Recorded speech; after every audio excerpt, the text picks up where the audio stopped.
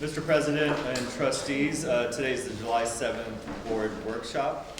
At this time, we have no public comments. And on today's agenda, we have a compensation plan update, which I'll deliver to you here shortly. Parent and staff survey data, delivered by Mr. Wes Vanacek. And then we will collectively be engaging in district priority setting. Might not come to finality today, but we're gonna get way down the road and be able to bring something for approval in August. Before we dive into the agenda, I just want to thank the many team members of Georgetown ISD that helped to not only communicate but check on our facilities during the storms of the last several days, in particular Orlando Baca, Clint Pruitt, being on call and being at all the places to make sure our facilities are safe, and also reaching out to the community and keeping people informed. So thank you to the team that helped do that.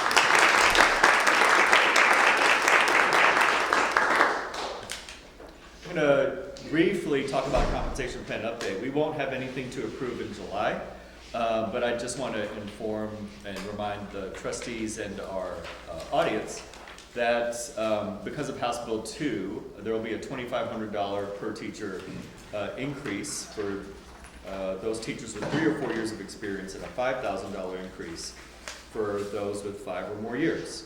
And we are still defining what it means to be an eligible teacher under that. TEA's recent guidance said that 60% of your workday has to be where you are the teacher of record to be an eligible teacher. We also have a support staff retention allotment, and what that all means coming all together is that last bullet, which is we anticipate adopting a compensation plan in August that will include increases to every employee's pay schedule. So are there any questions about that, Mr. Chair? That'll mean August workshop, you'll have a final presentation. Yes, sir. At August workshop, we'll discuss what that all looks like in detail. Thank you for asking that question. And then we'll bring it for approval in August. And I'm glad you paused me there, because something important to note is that anytime we do a pay increase, it doesn't actually go into effect until September 1st. So our relative delay on a compensation increase doesn't actually impact any employees. And if there is, our business and finance department helps make sure that we retroactively keep everyone where they need to be. But for most of our employees, that pay increase happens on September 1. Any other questions, trustees? All right, I'm going to hand it off to Wes Vanacek for parent and staff survey data. All right. Just got a couple of slides, really just with the highlights. I trust you guys have had ample opportunity to just read through with excruciating detail the documents sent back a couple of weeks ago. Oh, absolutely. Thank you. But just some quick background information. So we do a parent and staff climate survey. We do it twice a year. It's offered to all GISD parents as well as all GISD staff. It's offered in both Spanish and English. This year, our parent survey, we garnered 2,500 responses. That's a pretty strong response from our parent community. And then our staff survey is about 830. And that's also a pretty strong response for us. So we're glad to see that. We offer it in the fall and then in the spring. So fall is normally around that October, November time frame, about 3 weeks normally. And then again at the end of the year, spring and April. April-May time frame. The results are used for real-time adjustments, so especially those that we get in the fall, we'll use those to, if there's something on there that we need to make a change to, kind of real-time during the year, we'll do that. We also study kind of longitudinal trends, so we've had about, I would say 90% of the questions we've been asking for almost 2.5 years, so we've gotten pretty good data points that we can see trends, so we can react accordingly, right? Whether it's an upward trend we want to maintain or something that we're not sure if it's just a kind of a one-time data point. So we're glad to have that. And of course we use this for longer term improvement planning for both the district and campus level. So campuses get the same information that you guys got and it's disaggregated for their campus and their community. So it's their staff, their parents. And if parents have multiple students in the school district, they are encouraged to respond multiple times, and they can select, kind of responding on behalf of my 4th grader here and then my 7th grader here. So jumping in real quick, so spring, the parent survey takeaways, across the board, we were up about 13% on average on all items, so that was a really positive gain, and that was when comparing to not the mid-year data, but to last year's data. Some of the highest remarks were, my child looks forward to going to school. That's up 20 points from the year prior, certainly something that we'd like to see. The school provides for my child's unique learning needs, up 20%. My child receives useful feedback about their work, plus 21%. And then my child's school responds to the culture and language of different families, another 18 points there. So these are just some highlights. There were lots of double-digit gains across the items, so we're glad to see those. I would say I think this speaks to some of the work that's been done at the campus level in the classrooms, right? That's being felt by parents is what I would kind of take away from this. 85% of our parents would recommend GISD to a friend or family member. And I feel like that's a strong response, but of course I always want to see that number go up, but that's a pretty darn strong response just kind of in survey land. Finally, there are a couple areas for improvement.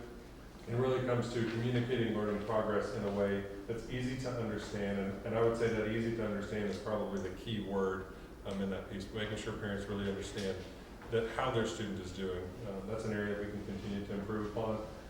And then as well as communicating progress on the GIC learner profile attributes. So communicating how their kids are growing in those attributes in a way that makes sense to parents. So that's kind of the parent survey. Before I switch gears to talk to staff, any questions? That's fantastic. That's great. Yeah. That's good sense.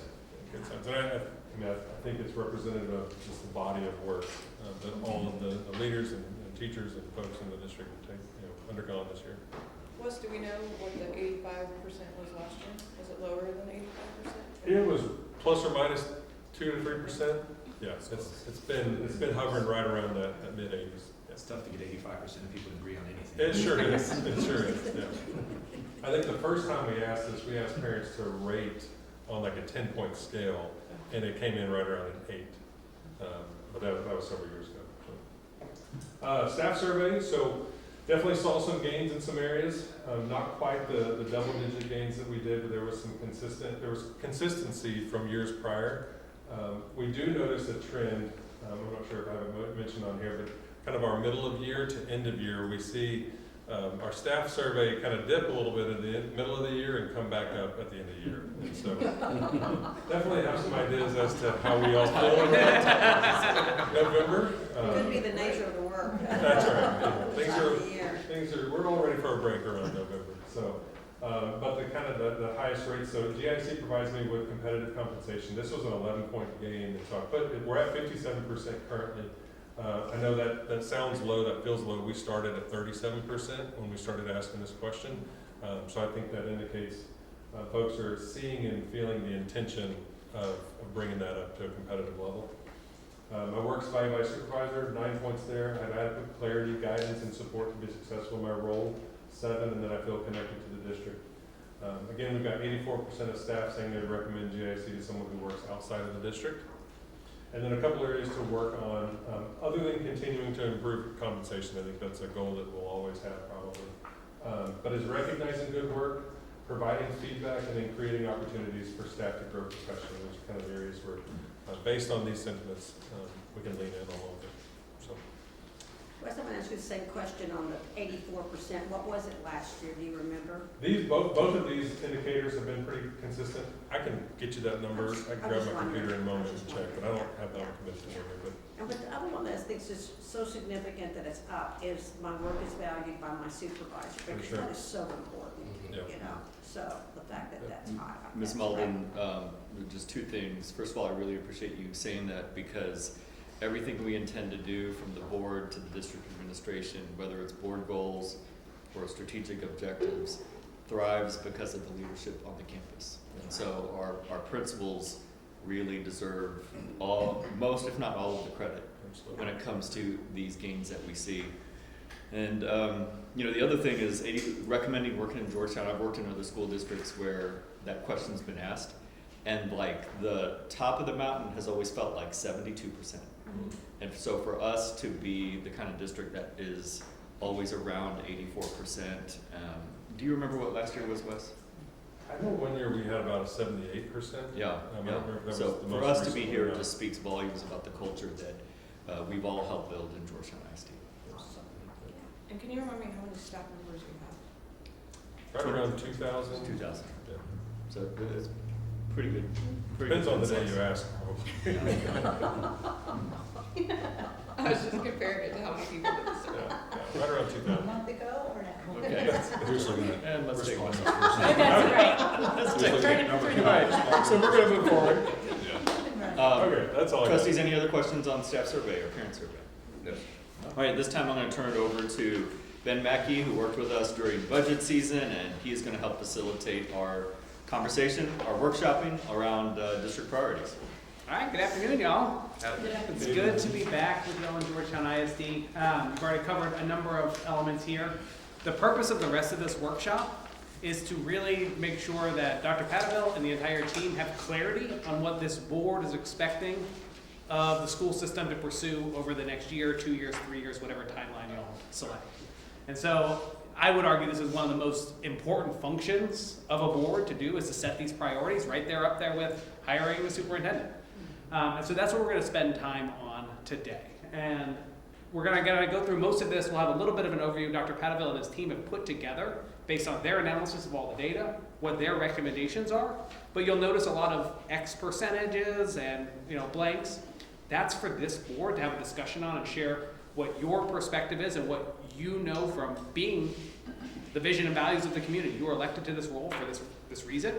To be able to share that, their team is going to be able to take all that back, workshop it, and then by August, bring back a finalized version based on the feedback that has come and been shared today.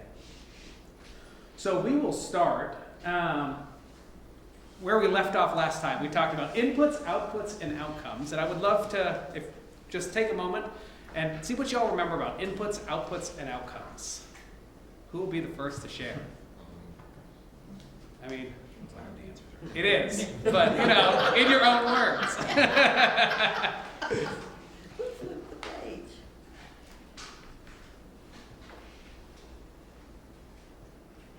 Like the basics of what we put in, what we get out, Yeah. and then what happens. And how it happens. And then what Now it happens. happens. So there's some things that we put in, Mhm. then there's things that happen, put in the black box, and then out come some other things. All right, a good generalized description. What else do we remember about inputs, outputs, and outcomes?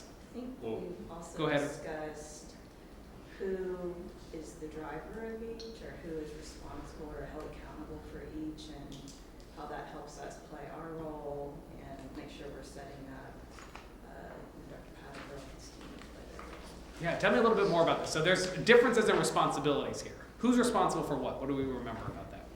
The board sets the vision. The board sets the vision. Which one of these is most closely aligned to the vision? The interest. Outcomes. Outcomes. What are we hoping Georgetown ISD The end achieves? result. The end Yep. result. The board is absolutely responsible for that, being as clear as possible on it, because that's what the system will do. Who's responsible for the inputs, the strategies, the resources? The team. This guy. And through him, the whole team. He obviously doesn't do this job by himself. But absolutely, when we talk about these things, outcomes are what happens at the end. In schools, we talk about a year. Where are we at the end of the year? Did kids learn more than they did last year? Are we seeing a higher percentage of teacher retention? Whatever those outcomes are, this board's got to be clear about that. The superintendent and his team are going to design, okay, well then, if we're trying to get to that on reading, here's what we need to do. Here are the strategies we're going to put in place to achieve those things. That's why we hire them, that's why we pay them salaries, and they do this great work every day. And these outputs are in the middle. Those are the things in the middle of the year that tell us if we're on track or not. We don't want to wait to the end of the year and find out and be surprised one way or the other. We want to know in the middle of the year if this is working. And that's where I'm going to really push us in this conversation today, to really make clear about those outcomes first of all, because once you're clear about the outcomes, then the team can design all of the other work that's going to go around that. And obviously, school systems are, you already adopted a budget. There's a lot of those things that have been in progress, so it's not a perfect, you start with one and do the other ones, but we want to keep those separate. We also talked about outcomes, specifically, what happens at the end. We talked about 2 types of outcomes last time. Does anyone remember? Bonus points if you don't look at your paper.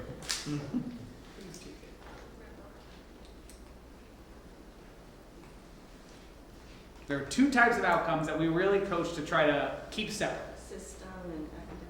Yeah. Student outcomes, those about what students are getting, whether they're learning or whatever they're knowing and able to do. And then also system outcomes. So those things that aren't necessarily students, but they're important. Staff retention rate, budget, etc.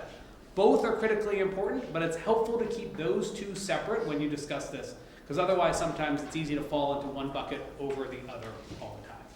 And so that's when we talk about student outcomes, it's what students know or able to do and how we're measuring that. And then adults are around, what's happening in our school system. And so that's what we're really going to push forward today. Let me pause there. Any questions or thoughts about inputs, outputs, outcomes, student outcomes, adult system outcomes? Is there a logic to the ratio of how many you have on either side, or is it district specific? Yeah, that's a great question. So how many priorities are we going to set? And I'll turn this around on the board. What would be different about a system that set 2 of each versus a system that set 10 of each? To increase focus. 100%. It's about increasing focus. Sometimes it's easy to fall into a trap of saying, well, we want to do more because there's so many important things out there. We want to do more. And my recommendation would be, don't think about adding something as doing another good thing. I would really look at it through the lens of, if I add a second thing, is it worth cutting my focus on the other ones in half? And so always think about that. So less is more focus. You can expect more growth and more focus from the administration. More is, we're going to focus on more things, but that means we can expect a little bit less attention on any one of those. And So it was like 4 or 5, 4 is the sweet spot? I would recommend no more than 5, but that's a board discussion. Y'all know, Because I would hate for us to not have a focus on something, right? hypothetically, and then doesn't go anywhere, Yep. and it's equally as important as the others. Yeah. I think just because something doesn't make the level of a board goal doesn't mean the district doesn't have a focus. These guys don't lose sight of certain things. And so the other thing I think is important in the conversation is making sure those things that we're setting as board goals are helping the work that they need to do and not taking away from or just highlighting things that they had to do legally anyhow. Yeah. And I think that's an important point, and I would underscore this fact that just because the board doesn't set an explicit goal around it, whether system or student, doesn't mean, if you guys don't set a goal around science, it doesn't mean they're going to stop teaching science. We still got to do science. This should be thought of as, what are the highest leverage things that we're going to spend our time on, that we need to move these, and trust the administration is going to do these other elements. There are also ways in terms of a lot of these, if you talk about a student outcome goal like reading, there's ways you're going to see that data split up by different demographic group or other things that are going to help you understand how it's happening in relative. So that's something else to keep in mind. Thank you for that, Stephanie. Other thoughts? All right. So just high level, I've tried to visualize how to think about this, starting on the far left-hand side if you're facing it. There's some things that the board is responsible for fully. Setting the vision and mission and values of the community, designing if there's going to be a theory of action that the system is going to operate on. And then the board owns what those goals are. What are the outcomes? And my coaching is, again, separate those out between student outcomes and system outcomes, both critically important, but it's important to keep them separate. And then once that's clear, Dr. Padaville and his team can actually start thinking about, all right, if we're trying to make sure students can read at this level, here are the things I'm going to look at in the middle of the year. We call those progress measures. What are the things we look at throughout the year that tell us if we're on track? And there's got to be some shared ownership here. Dr. Padaville and his team know what the things are that are going to tell us if we're on track to reading. So I need to rely on them to tell me what those are. But at the same time, I as a board member have to agree that that actually matches kind of what I was envisioning when we set this goal about reading. If you set a goal about reading and then the superintendent tells you they're going to pay attention to attendance, that might be an important thing, but does that really match what I'm hoping to know about reading? Maybe, maybe not. And then the administration owns the strategic planning, the work, how do we organize our resources in a way, with some board oversight, you adopt a budget, but how do we activate these strategies to accomplish those things? And that's what we're going to work at today. So I'm going to pause now because I know Dr. Padaville and his team were able to dig into some of the data. We're going to take these in 2 different parts. We're going to start solely with the student ones and have a robust discussion around that, get some clarity, and then we'll move to the system outcomes. But I'm going to let Dr. Padaville take over and kind of give an overview of what he and his team have talked about and what are putting forth for the foundation of the discussion. All right, so what we did was we reviewed based upon last year's goals, preliminary STAR, EOC scores, look through financial data, M-class data, math data, and then, historical accountability ratings. And so, not to read all of this to you, but after, a review of M-class, the work continues to reduce the gap in how many students are reading on grade level versus below grade level. Based upon M-class. Based upon MAP, we also need to see forward progress in the area of math. We've spoken about that and written about that recently as a focus for ourselves as well.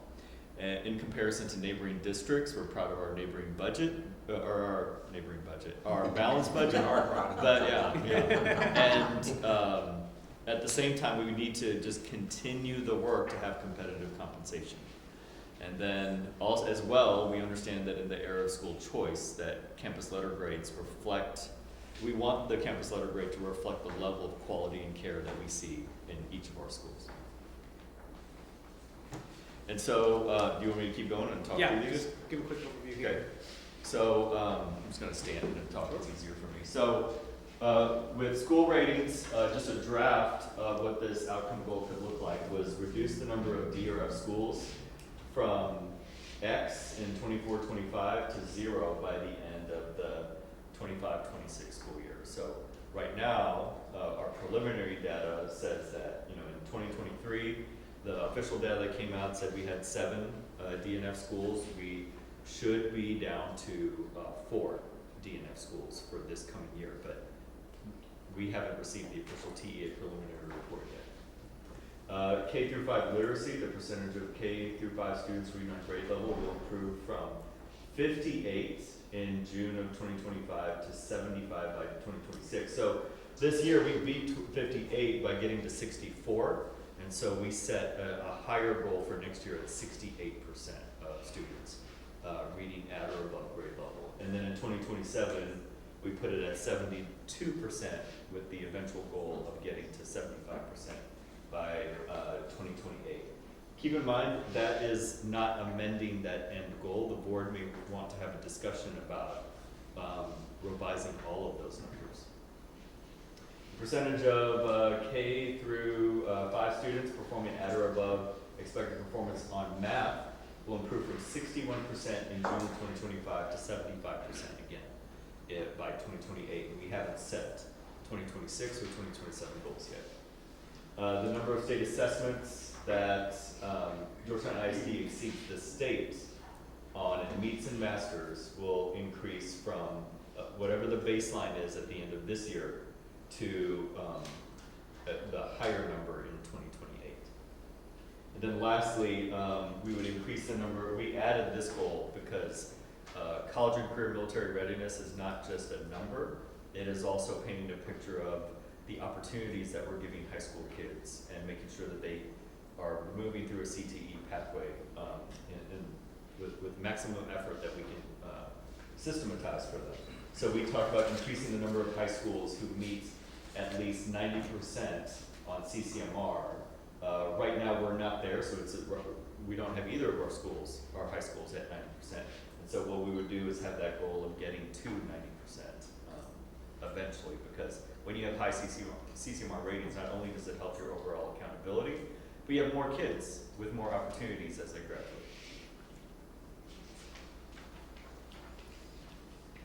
So I know Dr. Carnival mentioned, just to give you an insight on some of the strategy that he and his teams are looking at as if this is the direction the board wants to go. You saw a lot of X's, Y's, question marks. All of those are up for discussion, hence why we have that here. 3 big strategies that they plan to implement to achieve that. Number 1 is high quality aligned student tasks and really making sure the work happening in the classroom matches the rigor at which students are being asked to. Ben, you just want me to talk about this? You can, yeah.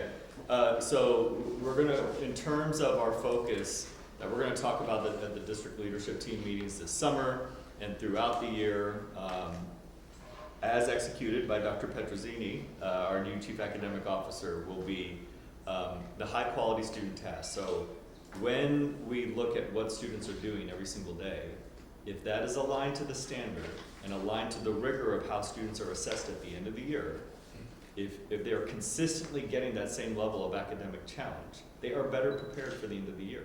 But if the academic challenge is below that, those end of the year assessments are so much harder.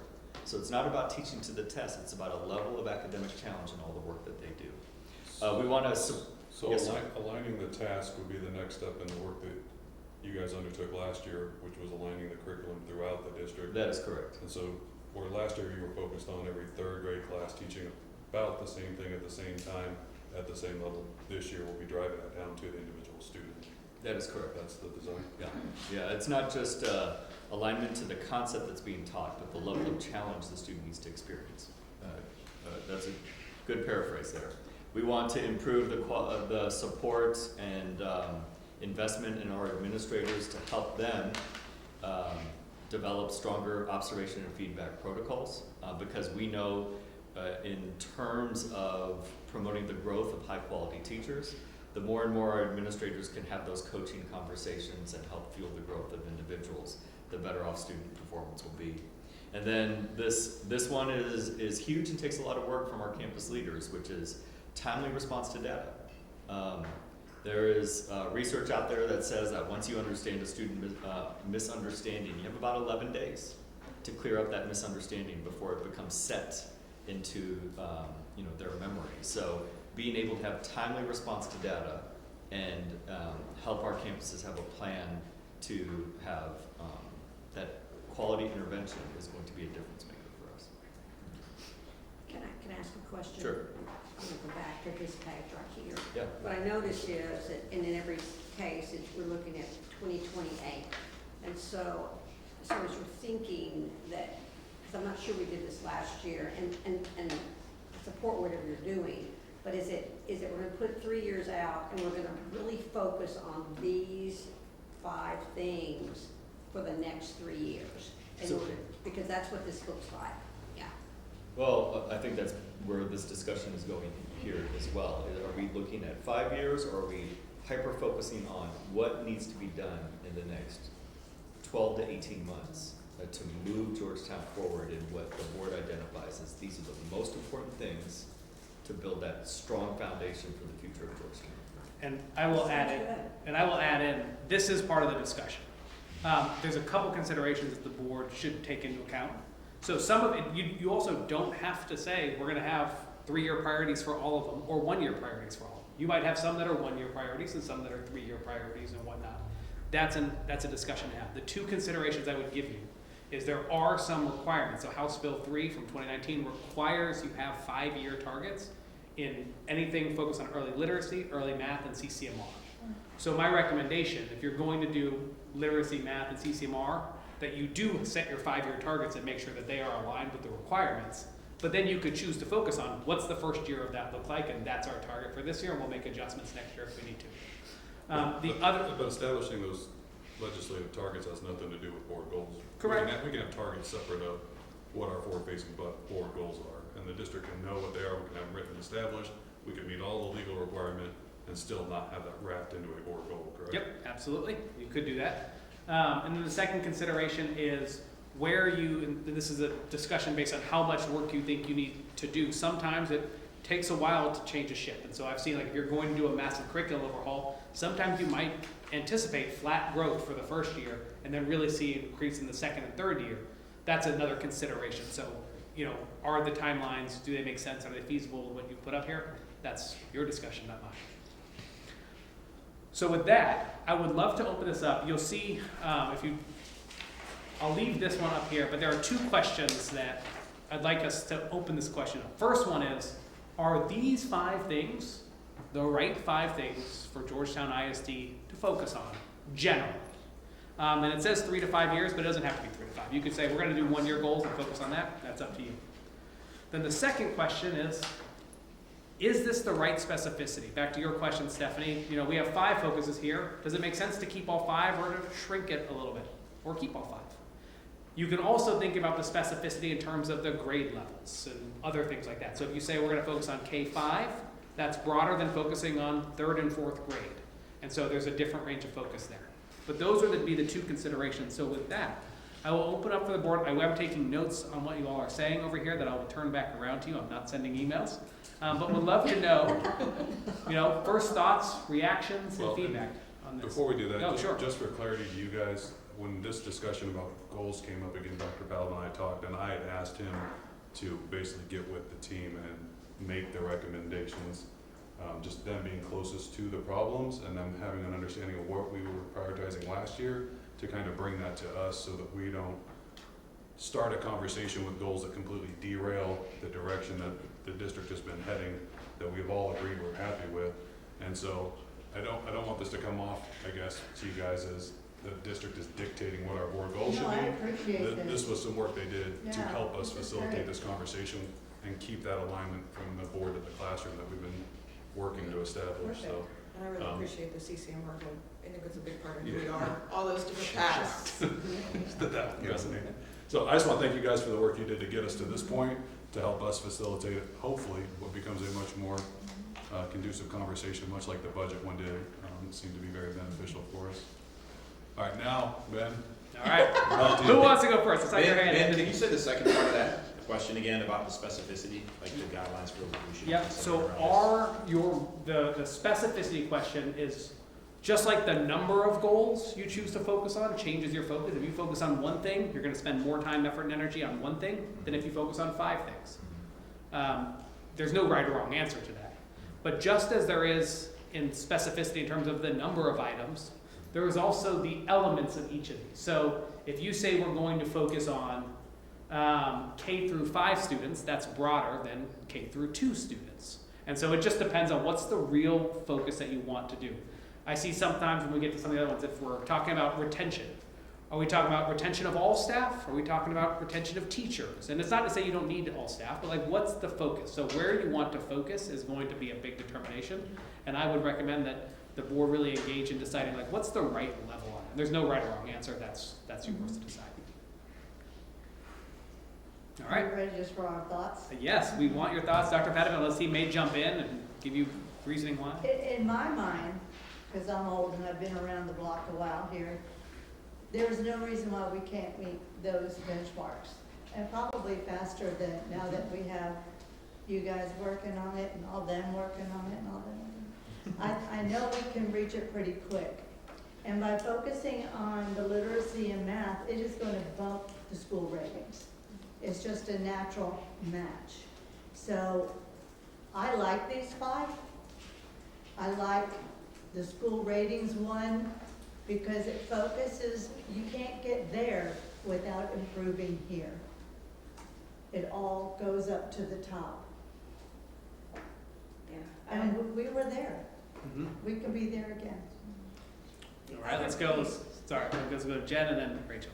The other piece that I like about this is, when we're looking at K-5 and literacy K-5 math, then we're looking at student improvement and progress, which is really important.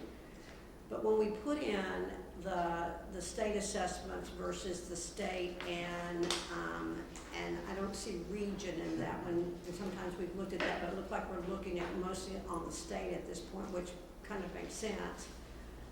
That I think sometimes if we just look at improvement, then we lose sight of what's happening in the world beyond GISD.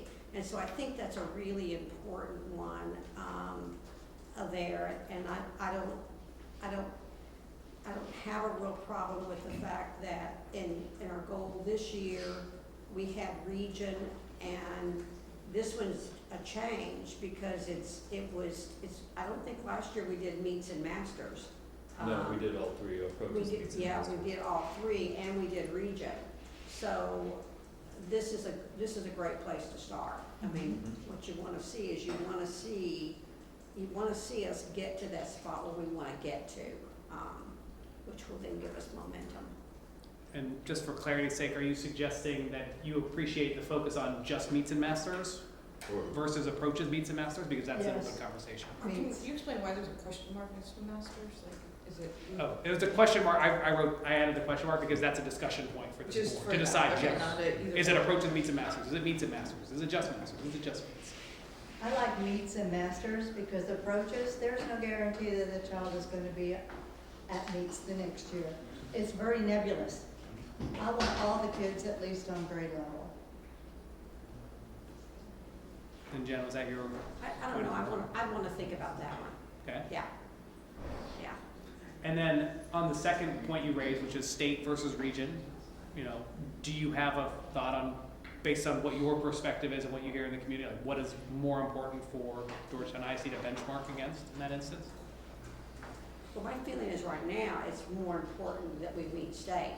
Okay. Because that is much more attainable. And I think it's really important for us to be able to attain that. And then you follow with the region. So I think it's very appropriate. I think that's a really good rationale, Ms. Malden. You know, the state is about 40, if you draw a line between district school performance and the percentage of students who are on free and reduced lunch, the state, and there, you know, there's like a line of best fit, right? If you scatter plot all those schools, the state is 46% free and reduced lunch. We're about 42% free and reduced lunch. It is a very reasonable expectation for us to meet or exceed the state in terms of performance.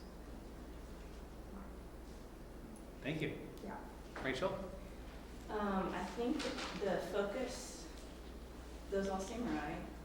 The thing that I'm processing, and I may be getting a bit into eventually KPIs, but I'm wondering a bit about growth, like how, and maybe the broader question is like, how did we get, for example, at this 68% for our K-5 literacy goal? Like where did that number come from? And I get a bit worried that we may lose sight of either growth by grade level or growth by campus if we're only rolling it up and looking at the overall average. Because I think even in our numbers this year, which were great, to hit that 64%, I think we had some cohorts, and the staff knows this better than I do, but like second, third, and fourth grade that didn't see as much growth. And so some of that can be masked when we're only looking at those overall numbers. But if we're using, like if the team is breaking down, what is meaningful growth in each of these by like band or by campus, and then we roll that number up to our overall, which it may be exactly what was done. But that's the piece I'm struggling with a little bit, is how do we not miss gaps? Thank you.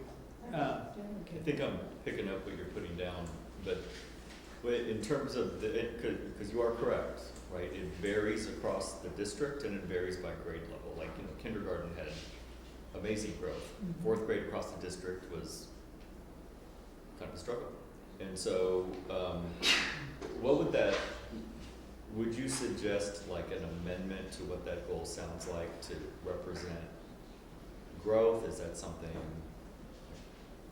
Yeah, I mean, off the top of my head, if you could do an average plus a growth goal, I mean, just to not capture it, because I think our overall growth goal was like 13%. So then if you calculated, okay, for those fourth graders, I'm getting way into the weeds, but for those fourth graders, if, you know, 45% of them weren't on grade level in fifth grade, they technically need at least a year, if not 2 years of growth. So then what's a meaningful kind of growth for our fifth grade cohort? Meaningful, feasible within 1 year. Or would that go to a campus plan? So I'll give you a little bit of high level things to think about is when we talk about priority setting, there's usually 3 types of goals that boards can set. They can set an achievement goal. How many students are at this level? Right now, that's what this reads as. How many students are at the meets or masters level? You can set a growth goal. Forget where the students end up. How many students have grown from where they started this year? That's a totally different type of measure. It's measuring something different. Although there's some correlation. Obviously, students have to grow to meet at a higher rate. And then the other third one I see is sometimes gap closure. So closing a gap between different groups of students or schools or whatnot. Those are the 3 types of goals. And I think it's a very valid conversation for this board to have to decide which of those measures is most important. Because it will change how the staff measures it and presents it, et cetera. Sometimes boards say both are important. And my recommendation would be then adopt 2 different goals for one of those. You might say, you know, accountability, that's gonna be more of our achievement, like how many kids are at meets. But accountability, we know, also has a growth component. So I think what we need to hear from this board is like, we lean more towards caring about growth, or no, we wanna lean more towards the meets, and then give it to the team to come back to you with a recommendation based on the direction you're thinking. But I hear in your consideration here is, how do we consider growth of all students, not just at a certain level? Is that accurate? Yes, and I would add, I think I'd be, not to like punt this back to the staff and whatever, direction we use it, but I'd be curious from the staff, if they look and they see, what would be more meaningful? Yeah. The achievement, the growth, like what would be most helpful to like drive decisions and help like principals get clarity in their work. I don't know if I personally would be able to pick one of those right now. Ms. Gardo, just a thought I have about your thoughts. Part of this exercise, what you're doing is you're crystallizing, this is where we want the district leadership to focus, right? And wherever you tell us to focus, then that is what we wake up thinking about. And just talking about me, it's just one side of the board goals. That's what I wake up thinking about, that's what I go to bed thinking about, and my children, of course.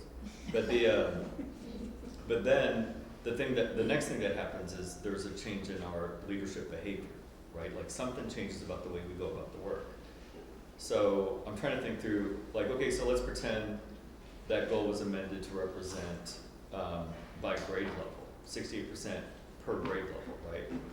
I think what would happen is the change of behavior is it would cause more conversations about what does grade level performance look like, and then what is the follow-up intervention we need to do to make sure grade levels are supported differently, which that could be a worthy change in or modification of where our focus in it is. Something for you all to think about. I'm just processing on that.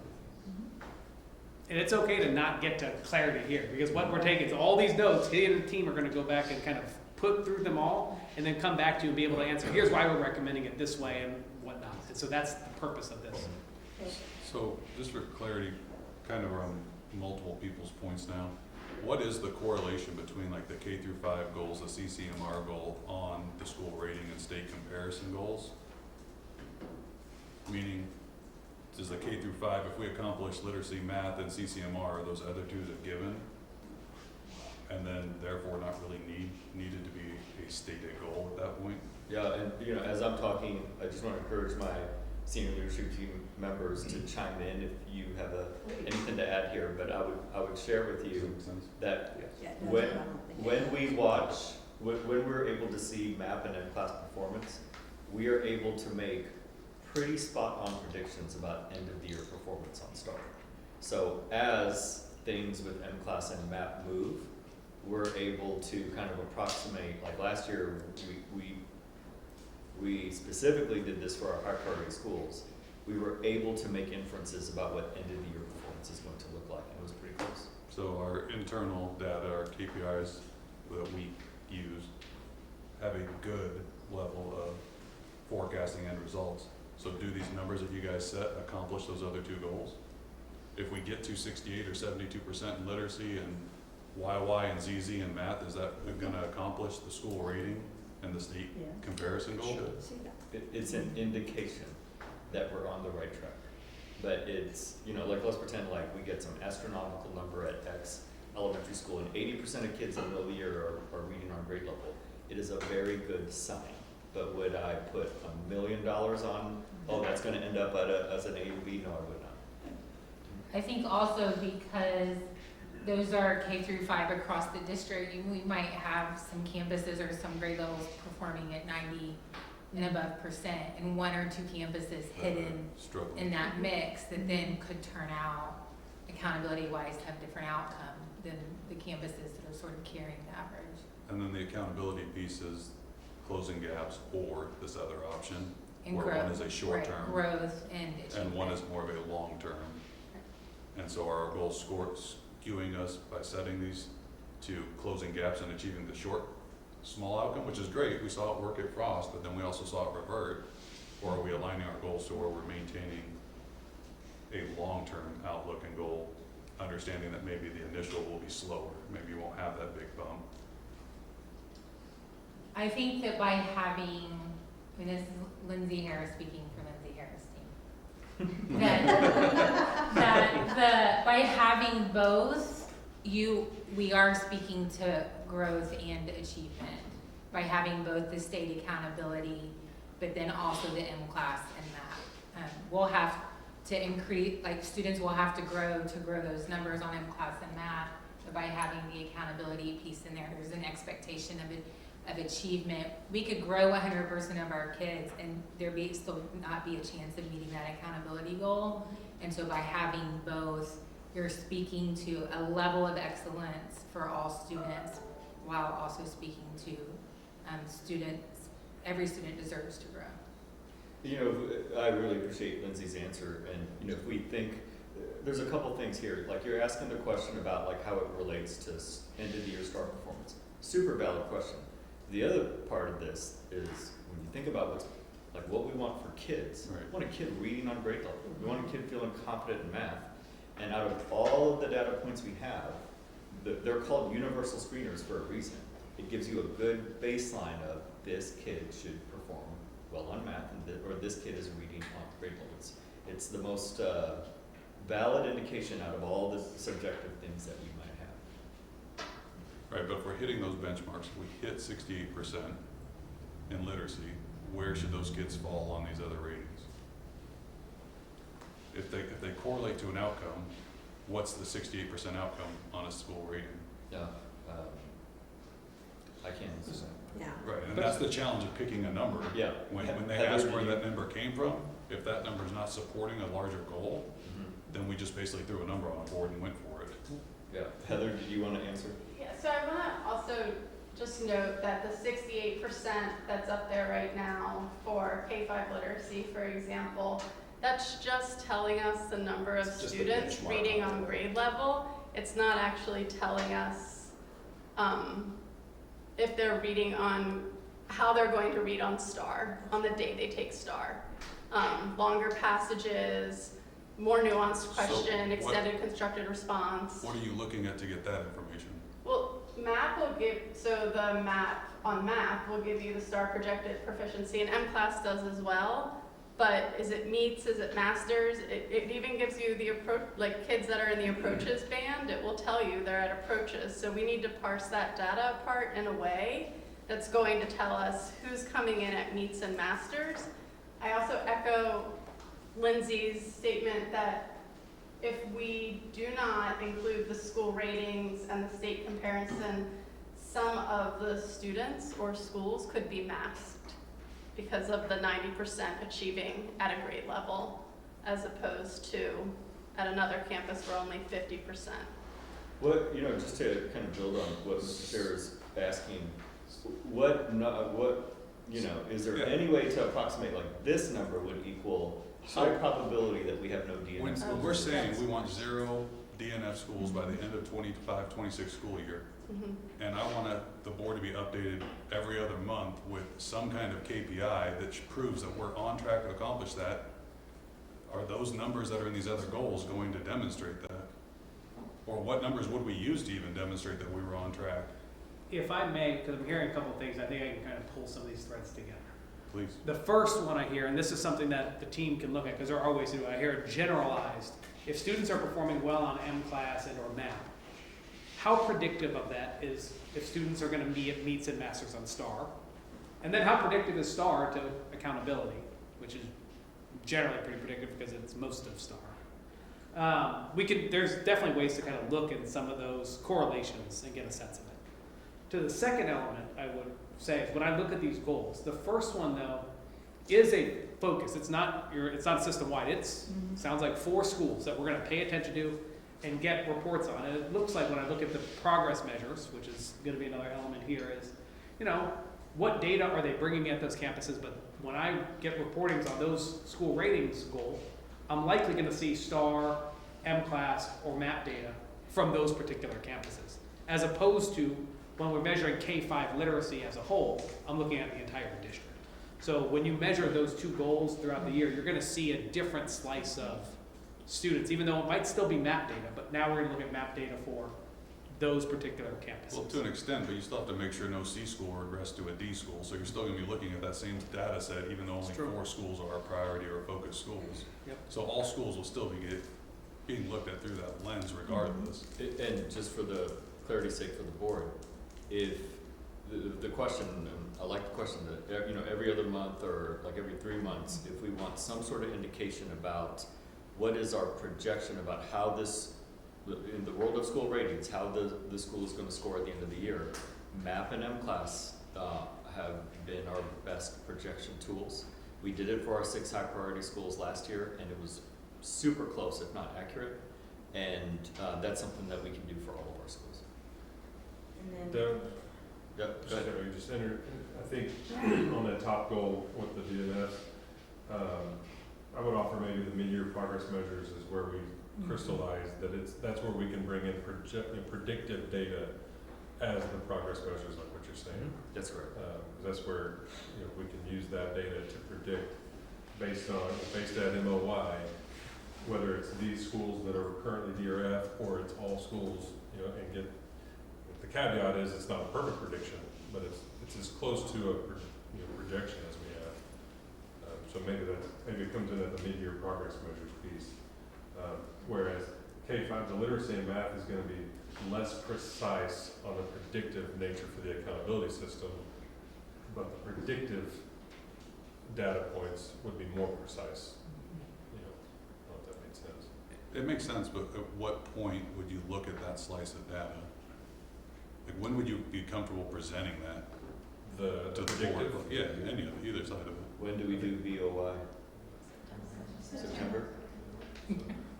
And They all use. That's right, September. So, Well, yeah, and the, it would follow our kind of assessment cadence of BOI, MOI, MOI. end of year. And so I would offer, I'm not sure how relevant the BOI predictions would be necessarily. I think that's a well, and the conversation. answer may, the honest answer may be the system's not good enough, or the support tools are not robust enough for you guys to do what we do in business and be as predictive as what I'm trying to get to. Yeah, I mean, and that's a fair answer. I mean, it is what it, you know, the limitations of the system are what they are, and sure.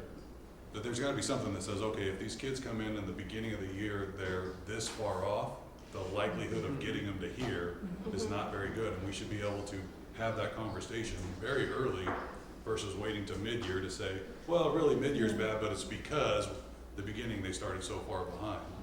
We just need to own that up front and say, hey, look, we had a lot of learning loss this summer, or whatever we attribute it to, and have those conversations earlier, because I think it'll help everyone get on track and then not feel the anxiety or the burden of presenting something that is below expectation at the end. If I could jump in here, I know Please. in the past I've always asked Out of my for depths. all the BOIs, MOIs, DOIs, EIEIO.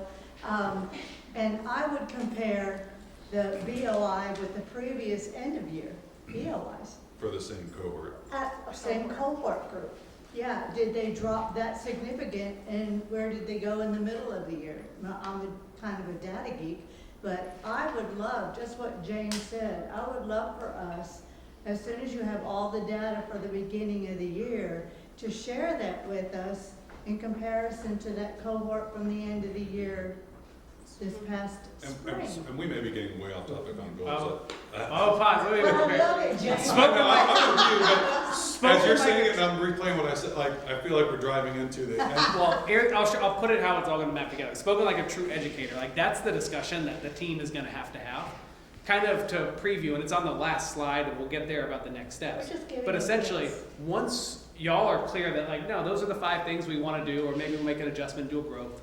That's what they're going to design. It's like, all right, what are the things that we will know and when to be able to tell if we're on progress? And what the team is gonna bring back to the board, either in August or in September is, all right, here's, for that first one, here's when we recommend looking at this. And here's the data we're gonna bring you to show and give us our best estimate. It's what we're looking at to know if we're on track. And we're gonna share that with the board, and the board can expect an MIP. And they're gonna kind of do that analysis. Are we looking at beginning of the year to end of year last year? Are we looking at beginning of the year to last year's beginning of the year? Like they'll make those recommendations to bring forward. But what they will bring you afterwards is our recommendation is like, here's when we're gonna look at each of those goals and the data we're gonna look like to know if we're on track. So that's the direction we're going. But I think what the administration needs to hear is, are those the right 5? And if not, are there any adjustments? We feel like something's missing. And then we'll get to that, and you will actually get to see what their recommendation is for building those out. I have a question about CCMR. Yeah. I think there's probably multiple ways you could measure CCMR. And so curious, I think I understand why we selected this way. I have some other thing that may or may not be accurate of you could measure this by student, percent of students that meet some meaningful threshold. So Considered is by there high school, like percent of students who, earn some Yeah. Like an IDC or something? Wes, help us out. What would that look like compared to if you had to approximate a baseline from this year, what could that look like in percentage of students meeting CCMR, whatever? I mean, so right now it's at I want to say 84%. I mean, it's across the district right now is kind of how it's looked at. But having a 90% goal at each, I would say at the comprehensive high schools, Richarte High School has it's kind of a different calculation. We have the same goals of having high CCMR there, but it's a different scale. The comprehensive high schools, to be an A for CCMR, it's an 88%. For Richarte High School, it's a different scale. It's a completely different number. So we could. I'm not sure, because it's so compartmentalized at each of the high schools. I don't know that I would recommend a flat percent of graduates across the board necessarily. Because I think to your point earlier, high performance on one side, kind of thing. I'm just curious. Yeah, I'm just kind of thinking out loud about that. Is the heart of your question what I hear is, instead of us measuring this on how many schools are at this threshold, we're instead looking at how many kids meet Again, at least if one that of the feels- if CCMR that feels indicators. Whichever would be more So, meaningful, but yeah. I thought there could be, are there multiple ways we could look at this? And if y'all landed on this one and it was most meaningful, great. I was just curious Yeah. if there's other ways to look at it. And for me, That's a can good you break question, down whether even it's more high what that school 90% is measuring? When Sure. you say that a school meets at least 90% of CCMR, Yeah, what good is that question. 90% So measure? that is 90% of the graduates meet one of the many indicators of college career military readiness. And so there are several college readiness indicators that, SAT performance, SAT performance, the Texas Success Initiative assessments of TSIA. Also, if they were to score 3 or higher on AP test or IB, which we don't have, or if they were to get 9 credit hours in any dual credit course subject. So those are kind of the college readiness indicators. But a student can be CCMR and not meet those because they may be career ready.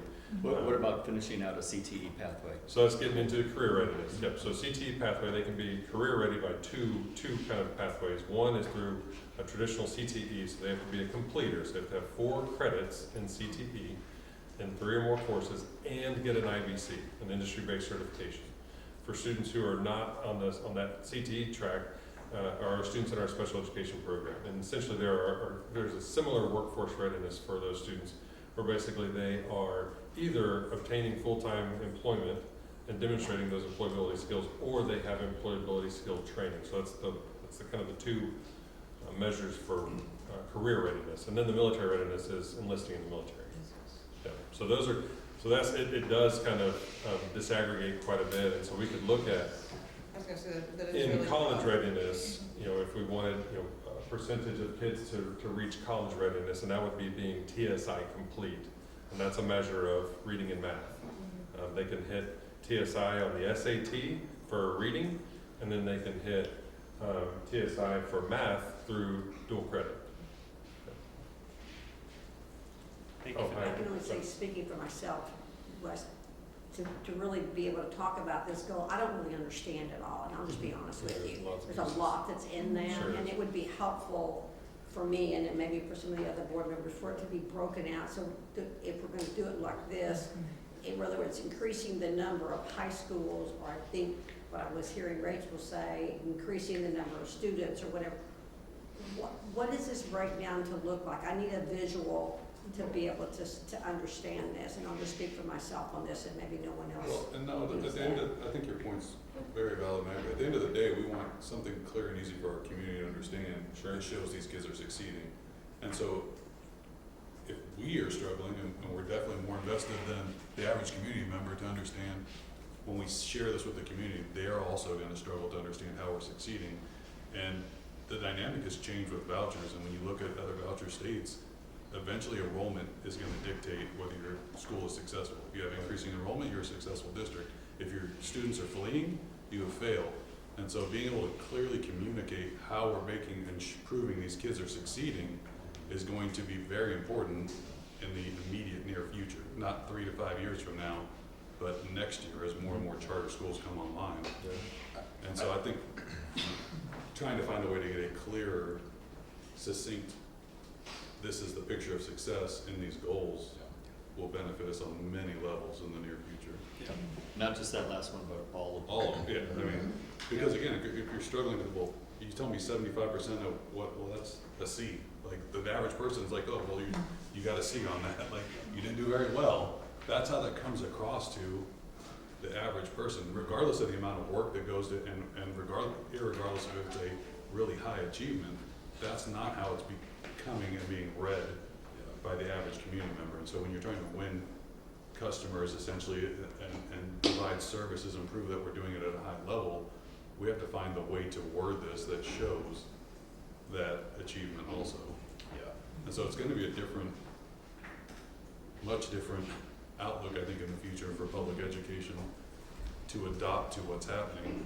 And if we fail to adopt, I mean, you look at Ohio or anywhere else that public schools have failed to adopt and seen what's happened, and I think everyone in this room feels public schools are the best interest of kids. Like, it's a melting pot that most similarly replicates our community and life after school. So I think that's why we're trying to define these roles and what these numbers mean so much this time versus previous discussions, is because we all sense that this is changing so much. So we're not trying to challenge you guys or be No, I create a frustrating point. I appreciate the candidness of the conversation. I mean, this is what workshopping is supposed to feel like, and you're giving us a lot of clarity. I mean, I think all of us have written down bullet items for ourselves, like this is something to follow up on, this is something to follow up on. Like and getting clarity on this and how we communicate it helps show what's important.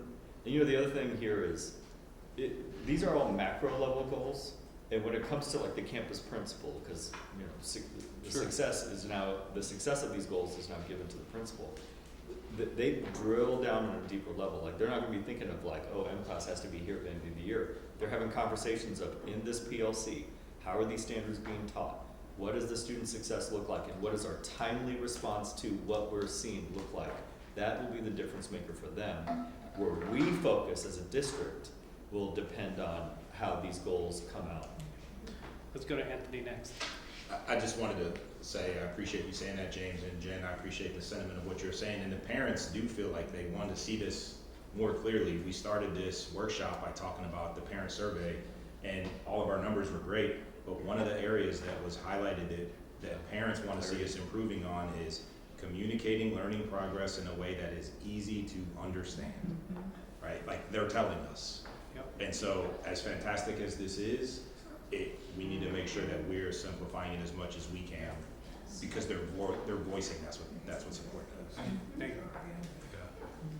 Let me pause real quick and then we'll finish up, because I want to keep us moving for the sake of time. We've got system goals to look at also. Some of the high-level takeaways, I got a lot more nuance here, but some of the biggest takeaways that I have, and I want to make sure this resonates with the board, that the administration is going to think into, I'm sure they have their own notes, is number one, there's been a couple times when the board has said, hey, we'd really love to see why you've chosen this. Specifically, one is, which ones are growth, which ones are achievement, and why are we choosing it? What's the recommendation? Another one of those is, on CCMR specifically. Right now we have it set around the number of high schools meeting a level. Would we consider doing the number of students meeting a level, and why might we choose one over the other one? So 2 considerations there very specifically. Might be both. Might be both. The second one was around, we'd love to understand these correlations, and I heard a macro one, which is, do any of these correlate almost directly with another one? In which case, might we need both, or is there a reason to have multiple? And then even deeper than that is, when we start looking at these during the year, what are those things that we're looking at that are correlating the best we can, and how should we know if we're making progress? And then this last one, which was a very strong point around, how do we make these as clear as possible for the community to understand? Instead of saying CCMR, can we make that simpler for folks?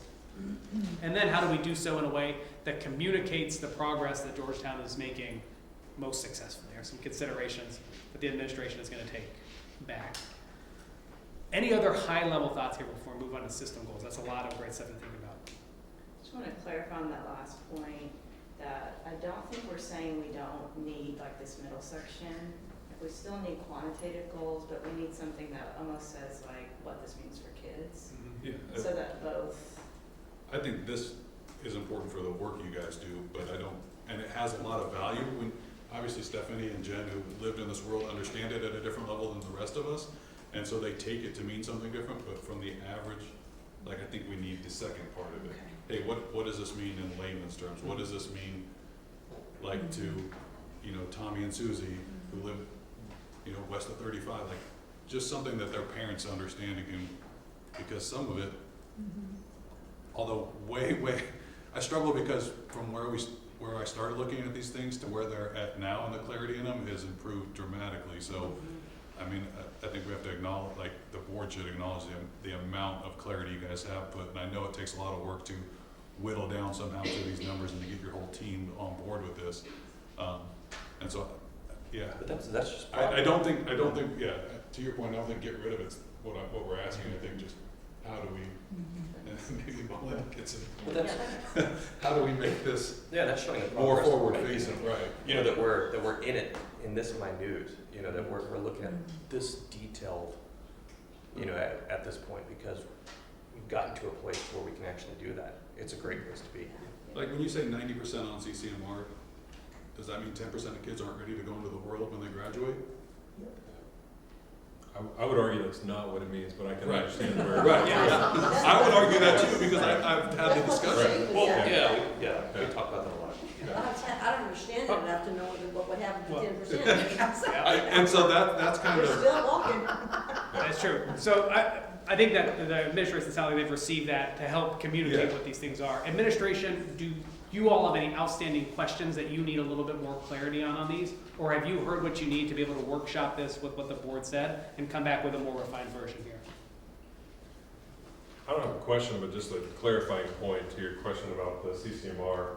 Just as I've chewed on a little bit more, the kind of the syntax of it, we could change it. It's the same thing as if we were to say 90% of all graduates hit CCMR, and that equates to the same type of goal.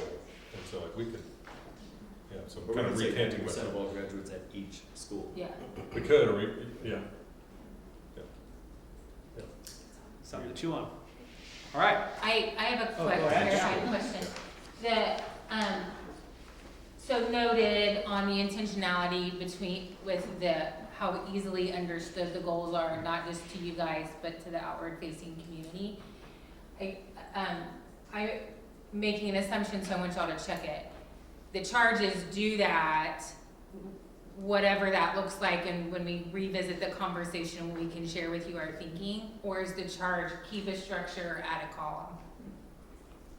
Like there's Yeah. an overall easy to understand for outward for the community, and then there's this like underneath. Right, is it that? so I would Is that how they say solve it's it, or is it? that more so, because I feel like this has a lot of meaning to you guys. Okay, More so than forward Okay. facing to the community. So I think it's kind of the second piece where we And I think marry up what it means. gotcha, okay. what I've seen is, you keep the specificity of that because Yeah. that'll take your own progress. Yep. But then I think every time you present one of these, what are the takeaways that we can clearly go back to the community and share? Mhm. That's really like, how do I as a board member now take that and go tell my neighbors, Yeah. put it in my newsletter, talking to town hall? Yeah. That's how I see it. I see this more like, in the computer reference, I see this more like coding, right?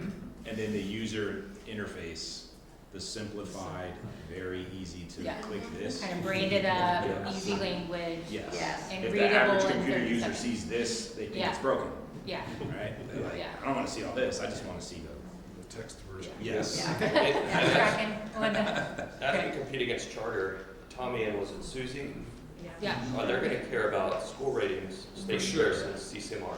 Mm-hmm. You know, and that's what they're gonna be. And the reality is, and they told us in the survey, you know, James in this analogy gave kids west of 35, but the Right. reality, I live east of 35. And a lot of east of 35 families, if it's too much, they're like, this isn't for me. Right. This is for the eggheads who are looking at this stuff. Like, if it were for me to read, it would be so that I look at it and feel naturally inclined to read Yeah. it. Okay. All right. So we will now move on to the system Does, goal. Oh, go ahead. does anyone need a break before we move on? Sure. No, you can- All right. So these are the other things critically important to the success of the district that aren't as direct about what students are learning and doing. So I don't know, Dr. Padova, if you wanted to kind of overview why you chose these four, and then we'll open it up for the same type of conversation. Yeah, the only one that's added is that last one, which is ensure teacher compensation is in the top third of the region.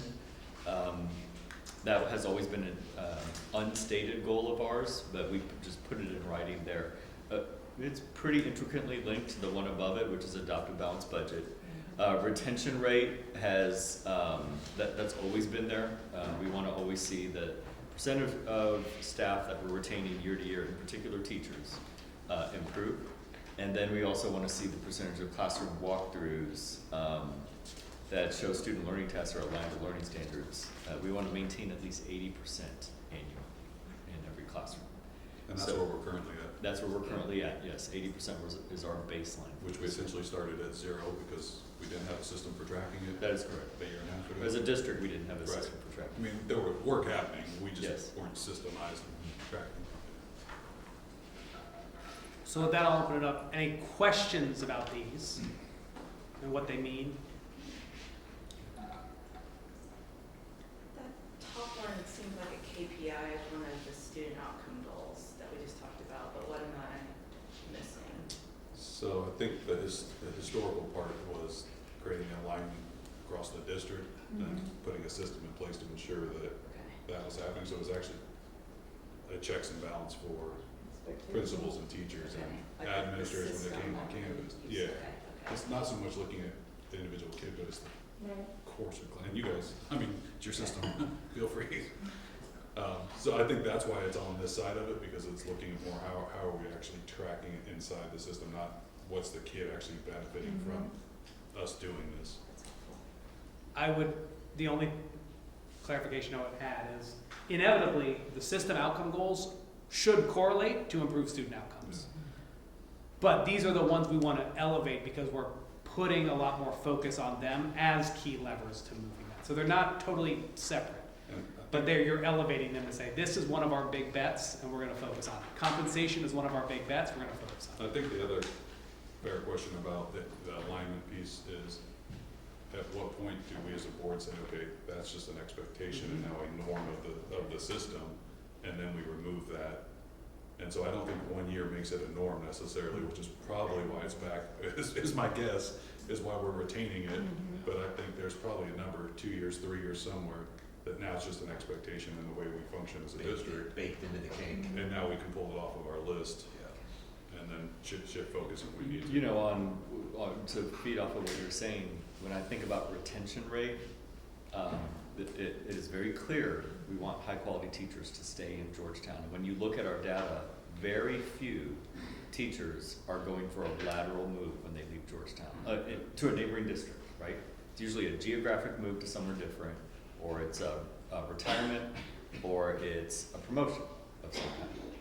And then I have to ask ourselves, like, well, what is the way we influence that retention rate? Well, you know, you saw survey data that talked about culture, and frankly, as superintendent, the best way I can ensure that we're retaining high-quality staff is make sure we have high-quality principals that are well-supported at each of our schools, right? So how does the retention rate, if it weren't there, would we change anything we're doing to support the culture of Georgetown? I don't know that we would. I was, So it I was just- 84% saying they would recommend working. Yeah, that's correct. That's great.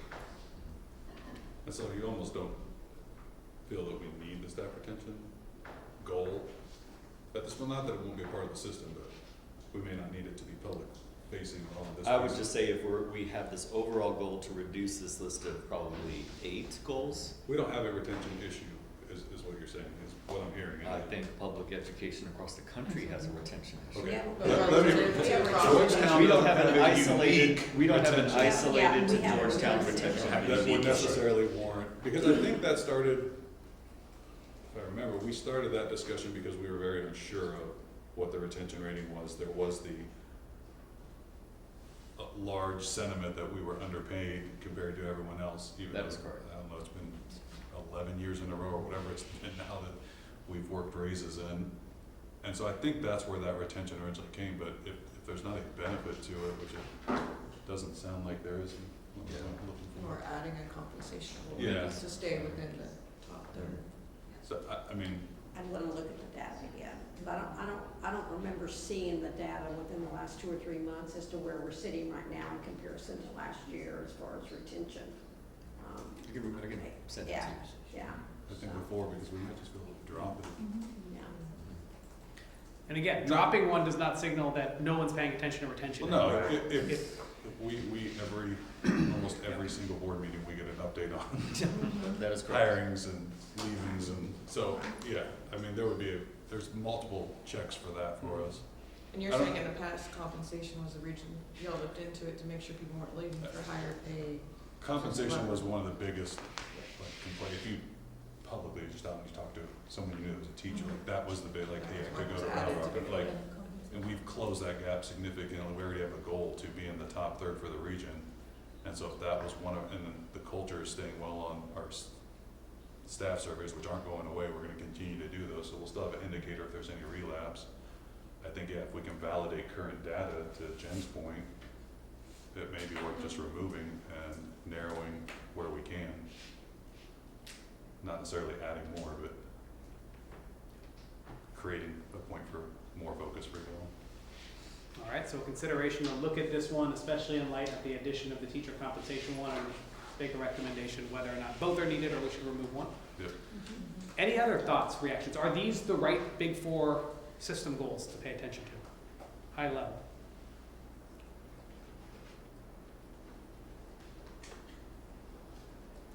Said a different way, are we missing anything massive here? I don't know if we're missing anything, but the thing that worries me a little bit is hearing Stephanie talk about how things used to be. And I know that we're saying if we take something off of this list, it doesn't mean that it's gonna be neglected. But I feel like there were a lot of systems, and correct me if I'm wrong, there were a lot of systems, processes in place previously that fell off of some lists and then were neglected. And then the district started to move backwards in its relative scores to the state and to district But and region, neighboring region. back over. But we're back on track. Right, but we're back on track. Yeah. And we're looking at these things and we have them here and they say, look at me. But the system also changed 13 times in that window, so part of it's failing to adopt and continue to change with the system. Fair. Yeah. And it's about to change again, honestly. Yeah. And so that's why that conversation about how long goals, and I shared this with Dr. Padova, like, I think it's detrimental to set like 5-year goals publicly and for an organization, because it gives you this false sense of security of having time to succeed. Where when you create shorter term 1-year goals, that will lead to that overarching area we want to get to, and you accomplish those year after year after year, you make these small continual We're going improvements, in the right direction already. and you create a culture of winning and succeeding, right? Versus you have these big goals and you're like, well, we're 63% there, Get we're to it. 68% there, we're 72% there. It feels like we're never there, and all we're at, we're just asking to continue to work and work and work versus actually winning and accomplishing. When you go back to our goals this year, we actually, the budget was not easy, but it's easy to prove that we accomplished that. But then also our literacy goal was accomplished and blown out of the water, and I think our alignment and tracking. So of all the things we set to track, multiple of them were accomplished and no one's talking about it. Right? Like no one's publicly, and those are the things we're going to have to do as part of these conversations, is go back and look at what did we accomplish, what was the benefit of that, and now why are we this 1 year changing this direction. I know there's legislature that requires longer term goals, and I'm not saying don't have those, but on these conversations, I think there's a lot more benefit to small incremental steps in the right direction, and they're easier to correct if we miss them. Yeah.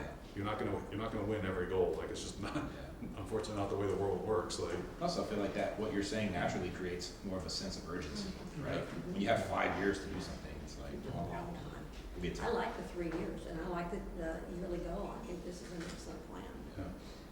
I wonder a little bit what the history is around staff engagement.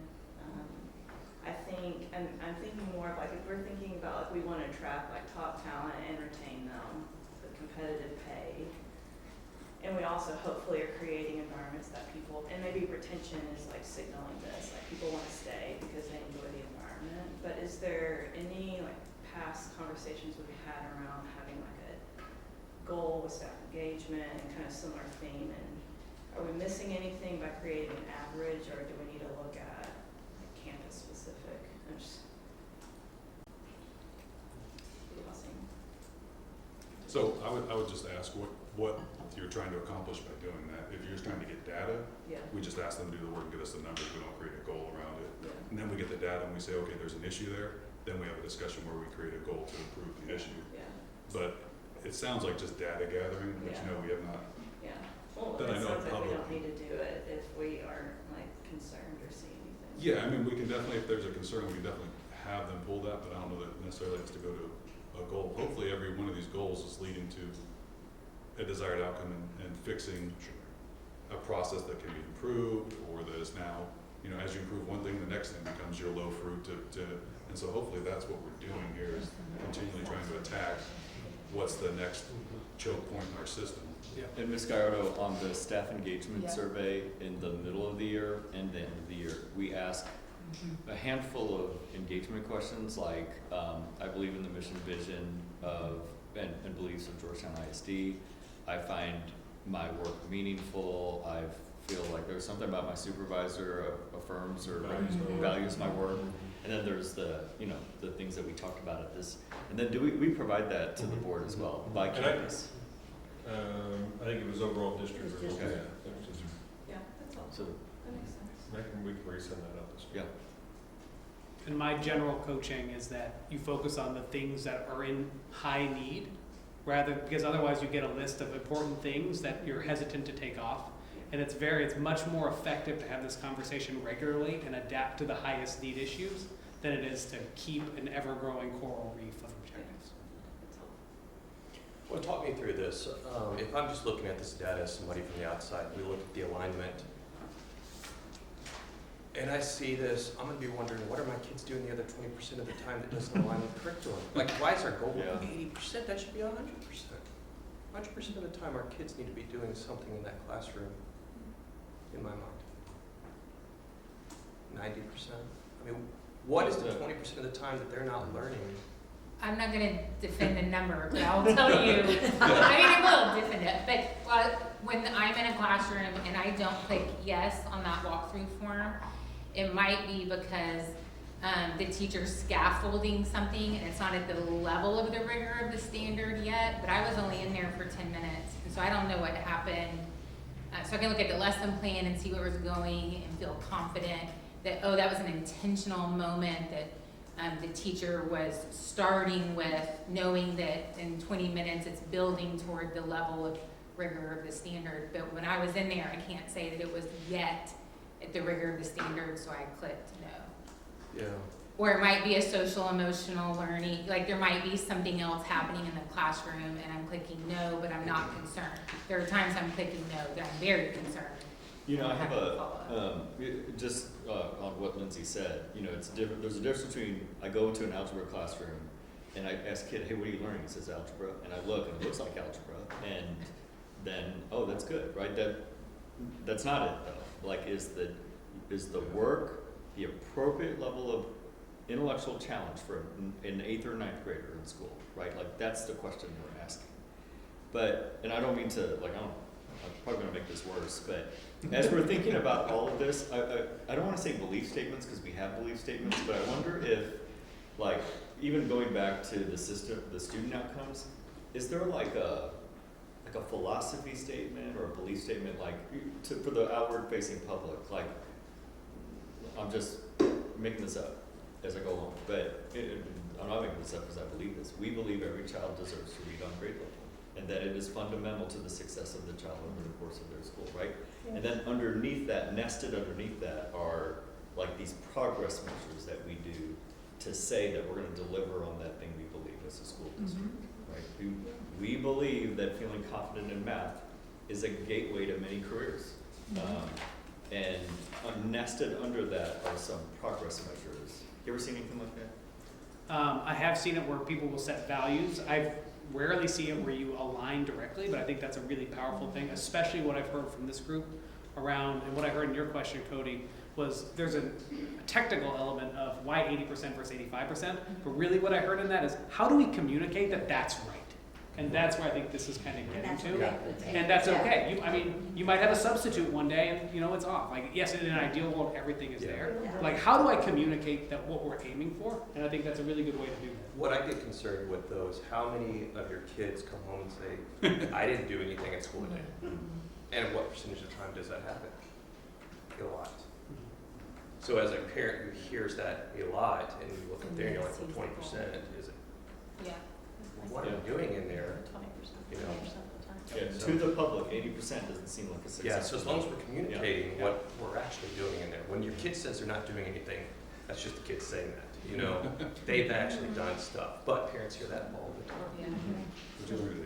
Nothing. Another, and maybe this is just a technical consideration to this, is, we maybe set that at 80%, but when we get progress on it, maybe we're at 81%, maybe we're at 78%, wherever it happens to be, maybe there's an additional form on the checkbox that's just not observed, versus no, it was unaligned. Yeah. Maybe that's a different conversation to have. Yeah. Because does Yeah, the not scope enough also data. speak Yeah. to, like, if I have my child at Ford and we move to McCoy or Village, that when they walk into that 4th grade classroom from here to there, my child's not gonna feel like they're ahead or behind, that they're in that same gym, so that this goal speaks to that as well.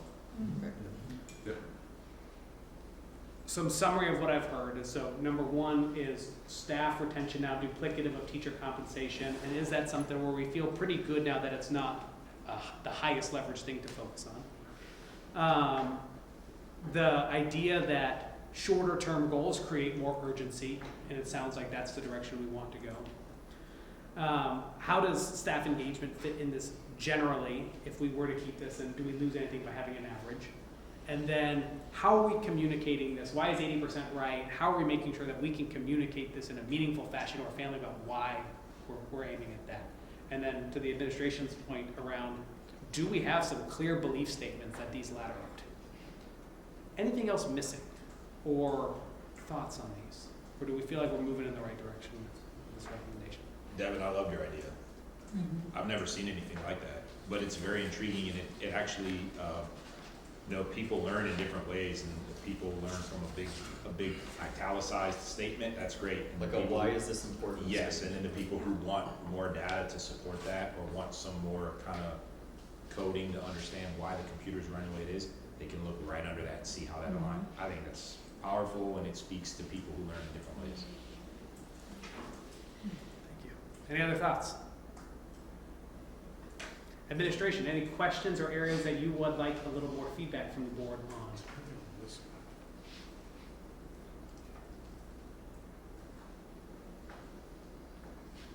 All right, well, we made it through those.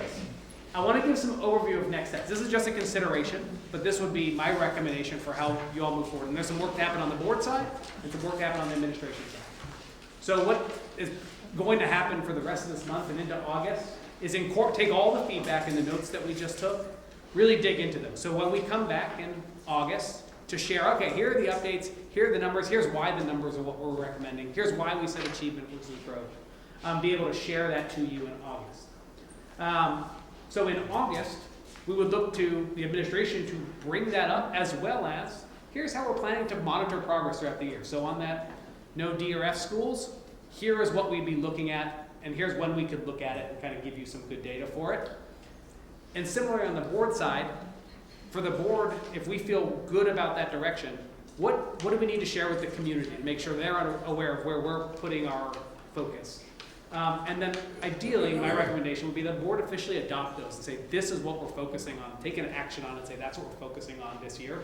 Otherwise, things can change and whatnot, and it forces a conversation for the board to have before things change drastically from that.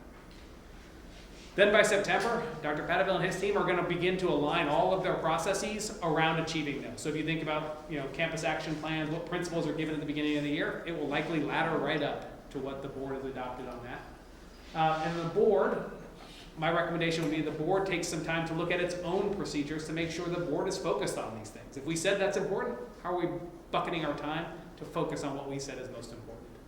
And then October and beyond, our recommendation is that's when the board should start considering looking at progress towards these elements. It gives the administration some time to ramp up, build out what those progress is, and then actually start to share with you and vis-a-vis you to the community our progress towards achieving those goals. So high level, again, this is just a recommendation, and it's the work that myself and Mr. Kim will do with you all over the time. But this is also totally owned by the board and the administration to say, and we're going to adjust some of these. But I wanted to make sure we spent some time on kind of what's coming next as we move towards codifying these and then aligning our time, effort, and energy spent to those things. So with that, Can I ask a question? yes, of course. So, looking at August, which is next month, so what are we hoping is gonna happen between now and next month? What input, what do you want, what would be helpful for us? If we have individual discussions, is this when you want that to occur between now and the next board? So just give us some, as a board, an idea of what August is gonna look like. What do you think? I think I'd need to visit with Mr. Scherer to see what that looks like. I think it's gonna be a lot of individual conversation, and as this team helps work through drafts of this is what we think it looks like. And then from there, we move towards August where everyone feels like, okay, we're ready to have a more robust discussion on landing this plane. Okay. I just wanted to say, Mrs. Petrozzini, if you would like to say anything, I know you're new, but as the chief academic officer, you feel so encouraged.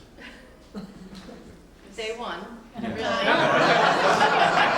you only get to play that card once, so today's day one. I think, as we look at all of this, and to your question earlier around the 75%, I want to make sure we have good leading indicators of what's going to happen across the board and not just in isolated pockets. To say, 3, 4, 5, you look like you're great. Well, if I'm a parent of a first grade student, I also want to know that my first grade student is going to get to where. So just even hearing the sense making you're doing around, because I read them and I thought about them over the weekend, but the sense making you're doing is helping me think also, well, right, a first grade parent wants to know that their first grader is reading on grade level. They don't want to know that there's a chance they might, right? That's not enough. Like, we have to promise, our community deserves to know that you send your child to us, we will teach them how to read. And so just hearing your sense making, and then just some notes Lindsay and I wrote down, thinking about how we make sure it's a system of excellence as opposed to just pockets of excellence, and how we're monitoring that and what those leading indicators are is going to be important. So I have some thoughts, but I need to, on day 2, I'll think about it. It's your last time with that as well. Yes, my Day last 2 time. next time.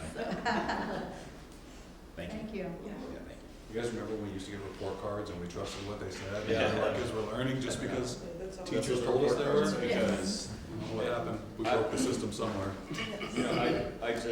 I really appreciate the alignment and focus of the board, because that helps us have a sense of direction of, like, how do we execute good leadership on this to support our principals, right? And ultimately, we're talking about a lot of accountability measures, but this is about kids, right? And I think all of us know that 75% of the kids who graduate will not be in the top 25%. line. That's just how it works out, right? But, if you want to draw a straight line between how do these indicators predict opportunities for kids, I recently asked someone, hey, can you see how the class of 2025 top 25% performed when they were in 6th grade? And there was 3 kids that didn't pass STAR that ended up graduating in the top 25% in 6th grade. Wow. So what that means is the performance of students, even as early as 6th grade, gives an indicator. That's a 1.5% probability that you can make it into the top 25%. Now, top 25% isn't all that. There's plenty of kids who aren't in the top 25% that do great in life, right? However, it is an indication that doors of opportunity are open in front of kids. And so that's what we want for every kid, as many doors of opportunity open. Which I think is why we like having the CCMR goal on there. Because any parent that has more than one kid will tell you. Two totally different groups. That's right. Very Night different. and day different most of the Yeah. time and going in 2 different directions, so. Yeah. I got 2 of those in the summer. Yeah. All right, well, thank you all for engaging in this. Thank you. Look forward to the work Thank and you. pulling it back together. I look forward to seeing that in August. Anything else? Otherwise, Board President, back to you. We're good. Thanks. All right. This concludes our board workshop. Thank you so much. That was